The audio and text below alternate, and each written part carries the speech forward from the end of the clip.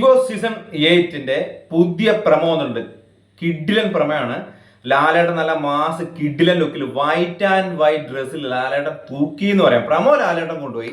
അത് അടിപൊളിയായിട്ടുണ്ട്. Big boss വരുമ്പോൾ എന്താവും നമുക്ക് അറിയാം. ഈ പ്രമോ കിഡിലൻ പ്രമോയാണ്, അതിൽ ഒരു സംശയവും വേണ്ട.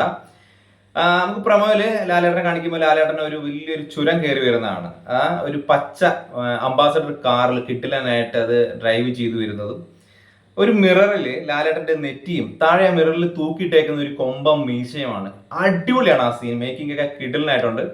എന്നിട്ട് ലാലേട്ടന്റെ നല്ല കിഡിലൻ കാലുകളെല്ലാം കാണിച്ച്, അതുപോലെ തന്നെ ഒരു ഓന്ത് വരെ ലാലേട്ടന്റെ ഇൻട്രോ നോക്കിക്കൊണ്ട് നിൽക്കുന്ന സീനാണ് കാണിക്കുന്നത്.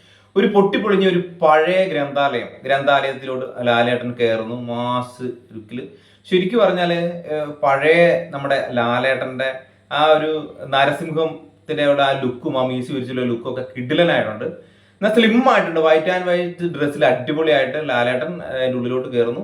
ചാണക്യന്റെ അർദ്ധശാസ്ത്രം ബുക്ക് എടുത്തിട്ട് ലാലേട്ടൻ ആ പേജുകളൊക്കെ മറിച്ചിട്ട് പറയുന്ന ഡയലോഗാണ് പ്രമോയിൽ ഉൾപ്പെടുത്തിയിരിക്കുന്നത്.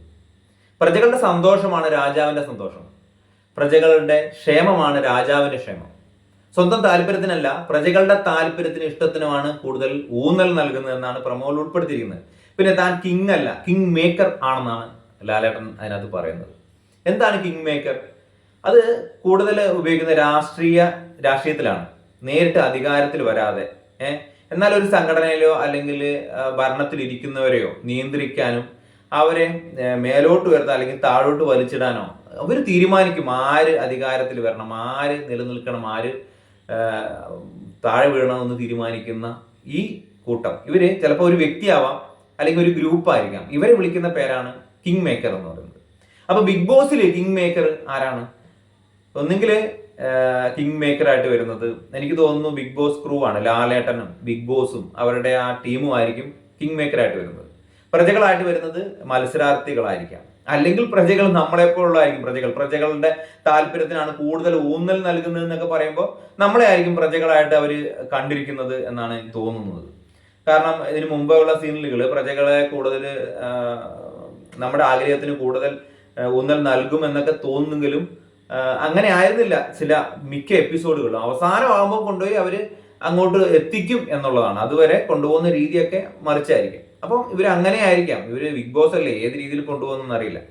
അപ്പോൾ എന്താണെങ്കിലും ഈ പ്രാവശ്യത്തെ നമുക്കറിയാം, ഈ പ്രാവശ്യം അഗ്നിപരീക്ഷ എന്ന് പറയുന്ന ഇതിലൂടെയാണ് കോമണേഴ്സ് വരുന്നത്. അത് കേരളത്തിൽ വെച്ച് തന്നെയാണ് അഗ്നിപരീക്ഷ നടക്കുന്നത്. അതിൽ 2-3 ജഡ്ജസ് ഉണ്ടാവും.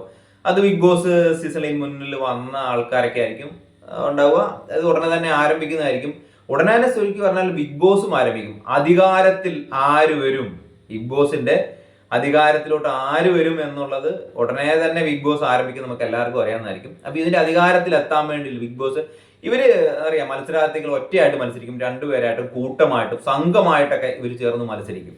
അതുകൊണ്ടാണ് ഇവരെ അങ്ങനെ ഈ കിങ് മേക്കേഴ്സ് ഇവരെ നിയന്ത്രിക്കുക. അവരെ വലിച്ചിടണോ, ഉയരത്തിലോട്ട് കൊണ്ടുപോകണോ, ആരെ കൊണ്ടുപോകണം, താഴെ ഇടണം എന്നുള്ള കിങ് മേക്കേഴ്സ് തീരുമാനിക്കുന്നതാണ് ബിഗ് ബോസ് സീസൺ 8. അപ്പൊ നിങ്ങൾക്ക് എന്താണ്, ആരൊക്കെ ആയിരിക്കും ബിഗ് ബോസ് സീസൺ 8ലോട്ട് വരാൻ സാധ്യതയുള്ളവർ കൂടുതൽ നിങ്ങൾക്ക് തോന്നുന്നവരുടെ പേര് കമന്റ് ആയിട്ട് അറിയിക്കുക. അത് ഈ പ്രമോ കണ്ടിട്ടുണ്ടെങ്കിൽ നിങ്ങളുടെ അഭിപ്രായം എന്താണെന്ന് കമന്റ് ആയിട്ട് അറിയിക്കുക. വീഡിയോ ഇഷ്ടപ്പെട്ടെങ്കിൽ ലൈക്ക് ചെയ്യുക, ഷെയർ ചെയ്യുക. സബ്സ്ക്രൈബ് ചെയ്യാത്തവരാണ് കൂടുതൽ സബ്സ്ക്രൈബ് ആയിട്ട് സപ്പോർട്ട് ചെയ്യുക. നമുക്ക് മറ്റൊരു വീഡിയോ ആയിട്ട് വരാം.